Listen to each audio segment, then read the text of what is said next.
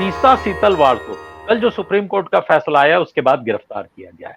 और आप देखिए इस समय महाराष्ट्र में इतनी गर्मी चल रही है और मुंबई से उनको गिरफ्तार किया गया है। इनका राजनीतिक असर क्या दिखता है जी? देखिए, मेरा मानना है और आपने भी कहा कि सड़कों पर लंपटता, हिंसा, उद्दंडता, ये सब तो शिवसेना के पुराने हथियार रहे हैं। मतलब ये हथियार भी क्या, उनके स्वभाव का अंग है। तो वो दिखा रहे हैं, वो एक तरह से जो एक हिंदुत्व का एक खराब चेहरा, वो शिवसेना हमेशा से रही। और हिंदुत्व तो खैर बाद में उन्होंने टैक्टिकल वो किया है। इसके पहले वो दक्षिण भारतीयों के खिलाफ, उत्तर भारतीयों के खिलाफ, बिहारियों के खिलाफ, मुसलमानों के खिलाफ। तो ये तो उनका एक बहुत बड़ा हथियार है, जिसमें कोई दूसरी पॉलिटिकल पार्टी बम्बई में मुझे नहीं लगता कि उनका मुकाबला कर पाएगी। उन्होंने धीरे धीरे सारे ट्रेड यूनियन मूवमेंट ख़त्म कर दिया, कम्युनिस्टों को खदेड़ दिया। तो ये तो उनका सड़क तो उनका एक बहुत बड़ा गढ़ है, जिस पर वो लड़ते हुए दिख रहे हैं। लेकिन मुझे नहीं लगता कि, देखिए, चूंकि जिस तरह के एलिमेंट्स हैं, वो 2-3 दिन से ज़्यादा सड़कों पर हिंसा नहीं कर सकते, बशर्ते कि सरकार सख्ती के साथ उसे कुचलने पर आमादा हो जाए। जाहिर है कि अभी जो सरकार है वो क्यों उसे कुचलेगी। अभी तो पुलिस में भी द्वंद्व होगा कि कौन आएगा कौन नहीं जाएगा। जो पुलिस ऑफिसर इस समय अपॉइंटेड होंगे वहाँ पर, वो सब के सब हैंड पिक्ड होंगे, क्योंकि गृह मंत्रालय तो एनसीपी के पास था और मुख्यमंत्री शिवसेना के। तो मुझे नहीं लगता कि अभी वो कुछ कार्रवाई करेंगे। लेकिन एक बार राष्ट्रपति शासन लग जाए या सरकार बदल जाए, तो फिर ये जो सड़क वाली हिंसा होती है, ये 2-3 दिन से ज़्यादा चलती नहीं, क्योंकि इसमें कोई बहुत डेप्थ नहीं होती। दूसरी चीज़ ज़्यादा चिंताजनक है, मुझे लगता है कि जिस पर पूरे देश का ध्यान जाना चाहिए था, और वो इस चक्कर में कि सत्ता में कौन आ रहा है कौन जा रहा है, इस चक्कर में उस पर कम तवज्जो दी जा रही है, वो तीस्ता के साथ आज जो हुआ। देखिए, हमारे सारे मूल्य खतरे में पड़ गए।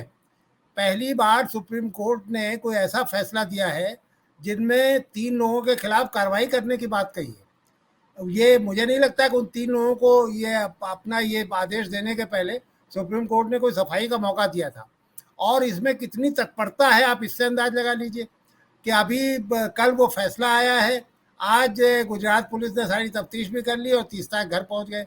मुझे अभी खबर मिली, अहमदाबाद में किसी से मेरी बात हुई, अब उसका मुझे थोड़ा वेरीफाई करना है कि आज श्री कुमार जो वहाँ के बहुत रेस्पेक्टेबल आईपीएस अफसर रहे, मतलब उस तरह का सम्मान बहुत कम अधिकारियों को अपने कैरियर में मिलता है जो श्री कुमार को मिला है। श्री कुमार ने उसके लिए सहा भी है, उनका उनकी तरक्की रुक गई, उन्हें डीजी नहीं बनाया गया, बहुत सारी दिक्कतें आई। एक अफसर तो बेचारा जेल में पड़ा हुआ है इसी चक्कर में। तो ऐसे अधिकारी को भी बुला लिया गया, और जाहिर है कि बुला लिया गया कि मतलब वो सारी तैयारियां गिरफ्तारी की तरफ जाएंगी।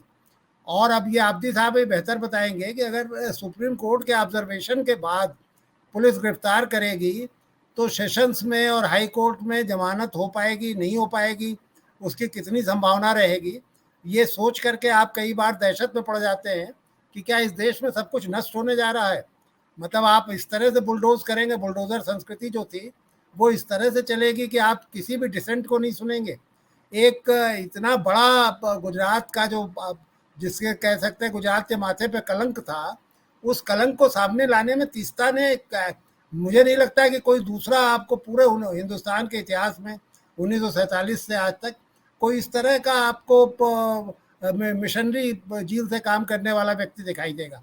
अब अगर आप तीस्ता को बंद कर देंगे और आज श्री कुमार को बंद कर देंगे, तो आप कल्पना कर देखिए, बुलडोजर सिर्फ घर नहीं तोड़ता है। बुलडोजर जो सबसे बड़ी चीज़ है, वो आपका नैतिक साहस तोड़ता है, आपके अंदर जो प्रतिरोध की थोड़ी बहुत शक्ति है उसको ख़त्म कर देता है। तो अगर एक बार तीस्ता और आज श्री कुमार चले जाएं, तो उसके बाद किसकी हिम्मत होगी, कौन खड़े होकर के अपनी बात कहेगा। तो ये मुझे लगता है कि महाराष्ट्र के इस राजनीतिक संकट में ये एक बहुत बड़ा मुद्दा था जो नज़रअंदाज हो रहा है। ये तो देखिए, मुझे तो ना बीजेपी में कोई, बीजेपी के साथ सहानुभूति है और ना शिवसेना के साथ कोई सहानुभूति है। शिवसेना को तो मैं उसी तरह, बल्कि एक ज़्यादा खराब राजनीतिक दल के रूप में हमेशा मैंने शिवसेना के लिए सोचा है। आप सोचिए, बाल ठाकरे खुलेआम ये कह रहे हैं कि शिव सैनिकों ने जाकर के बाबरी मस्जिद गिराई और मुझे उन शिव सैनिकों पर गर्व है। आप ऐसे दल के लिए किस तरह से सहानुभूति ला सकते हैं, बावजूद इसके कि उनको हटाने वाले ऐसे लोग हैं जो बाबरी मस्जिद तोड़ने में जिनका कहीं ना कहीं जिनकी हिस्सेदारी है। तो इन दोनों में मेरी तो कोई किसी के प्रति सहानुभूति नहीं, कोई सरकार आए कोई सरकार जाए। अब ये बंबई की जनता और महाराष्ट्र की जनता अभिशप्त है, इसी तरह के राजनेताओं के लिए, इसी तरह के शासकों के लिए तो इसका कुछ नहीं कहा जा सकता। लेकिन तीस्ता का मसला तो ज़्यादा बड़ा है, पूरे देश को उसके लिए खड़ा होना चाहिए, पूरे देश को उसके इस बात पे आवाज़ उठानी चाहिए कि भाई ये क्या हो रहा है।